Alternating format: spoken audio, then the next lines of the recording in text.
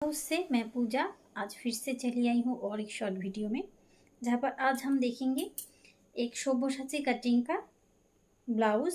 Just look, ये आ रहा है इसका फ्रंट पोर्शन, बहुत ही खूबसूरत है। आप देख सकते हैं इसका फ्रंट का नेक, और इसमें देखिए पाइपिंग से हाईलाइट हुआ है ब्लू कलर में।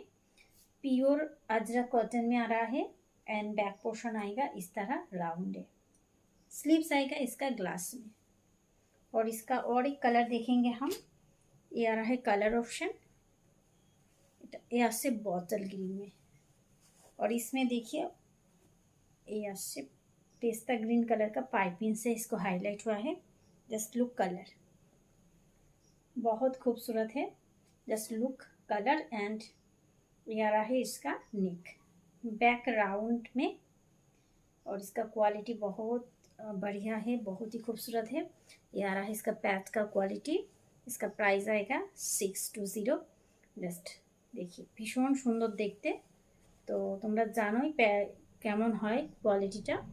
तो पसंद होले अवश्य स्क्रीन ऊपर नंबर व्हाट्सएप करते। अगर पसंद है आप लोगों को स्क्रीन के ऊपर नंबर पे व्हाट्सएप कीजिए।